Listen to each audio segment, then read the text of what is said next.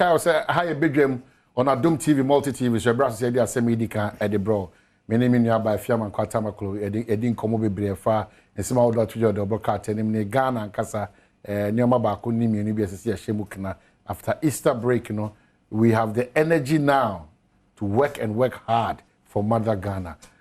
Presidential staffer, presidential correspondent Mamponi this year Dasibre ne nabakan ohima papa bi me chairman Mamponi ne this year sonko a onilvo a otimi free ha eko Mampon ekodi Easter ja ne ma ene ye nyina ho ne yere nom ja ye ho se ya nkase hwe ye go very voice we ukumi and don't come to us we dey meet you aka we can say we dey dey body part man na o kasa ka me go vi be sia e ja Asem nyina ko fi aka so bi dey ba suka when you be Asem suka why Mr. wa Macha gosi mejo so ban bibia e kama boko na so me so me jan to de kopim so okumase oh yes na me tie mu oh yes bibia ko kama insha bibia ko ye hey na me ni say wanu awusa zima keka hodi e wa kan sem wo insha FM pa hey na we dey me yo no hodi na me yo ho na kan sem say e ba sem a wo kan still what na say ya oh ka ya want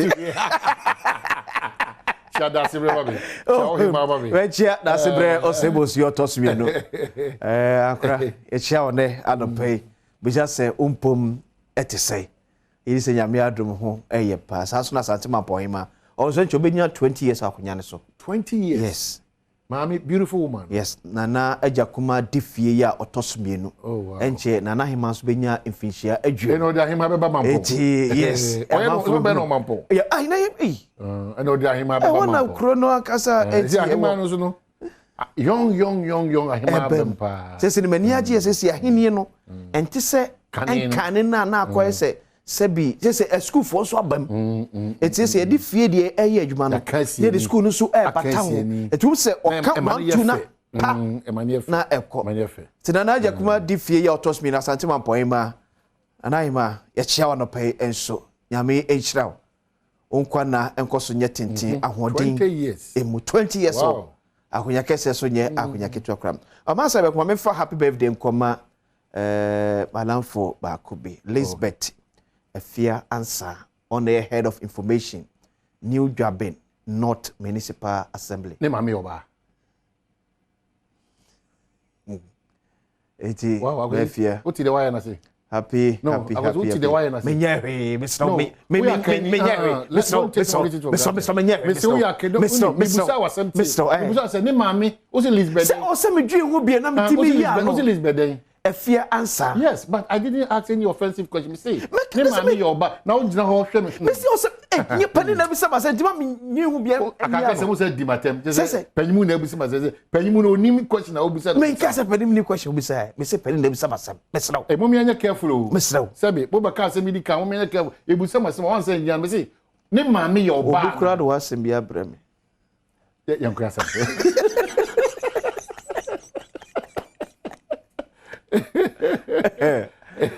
O ma let them no ko wankasa krom kumawu.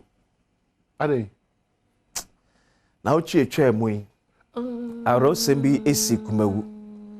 Emrante bi chi a police ni bi bonma. Sem no kase police na prepare modern. Ana emrante mu ba konso prepare a emu edi. Petu so o TV ni so a. Video na ye show ema ahwene. Emrante ajira police for kwantimfi. Police for a wodi wankasa wonwuma. Woye wodwuma se ne Ghana amamra ahye wo se wo mo enye. Omo mia ne ko. Oh yes. What's the reason? Emrante afa overloading. Obi nim enema emrante na fenti a police for ni giro mo barrier no. Omo pese omegina. And a police for pese omo giro mo se diet ma for overloading. Ni ene man kwa e fa kwa na moko. Wabna asem nyina ni. Are we sure? Asem nyina ni. I wish you answer another question pa. Because if it is this, yeah, what yes. The way I say. No, see, but a man in your choku police officer no. That is it. It will see you even beyond. Dear the party pan and walk animu. di nkomo pa na course between police for no any sa amrante ni tie ko wi akire timamni aso police ni ko embia ne se okuno se wo ma ne kro na atio kumewu na twene bo akodua akora unkoso berema safo twene bo akodua berema unkoso uri wasase so pe kumewu na police for no wale wafatu no ko ojani nwa no wana ni a police for miensa ba ko ni attack ni mienu ni jan hokoi etom se interdict omo ja ba ko no ko omo ja ba ko no ko etam ka se ko bena o se sahwe beyond the scene because the besiama police for miensa ya attack ba ko ama mienu agtai ba ko na ya attack ne honom so mo ekono eno so ya asem foforo eno so eye asem foforo kra ade maye so man because I come no nenam any attack na wontimi kra moami a e ka fra boafo na so be jam ho pass nipa mi na please for me no o e be ja wonua honom se ye na matimamufuo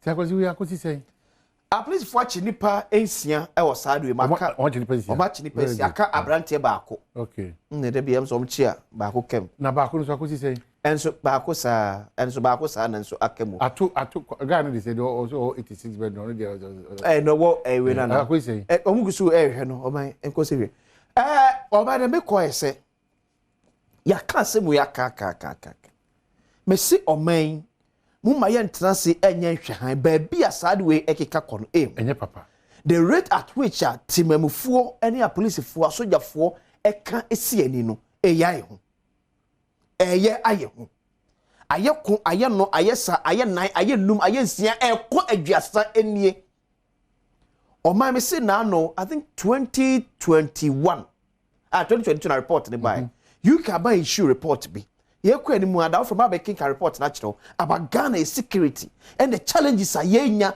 iti o ma ye wom sese the way aye jai matimamufo ni a policefo asojafo edi AC ni wa bonte no enyo Interior Minister enyo Defense Minister enyo akosi National Security Council panifo National Peace Council panifo enyo ye ka obianka hwe ye die tete ho saa no enyo enyo benfuate bigiri se na otwe de bedi djuma sonko kra ye ko akokansi Professor Ike Wallace Waikrado ye ko aba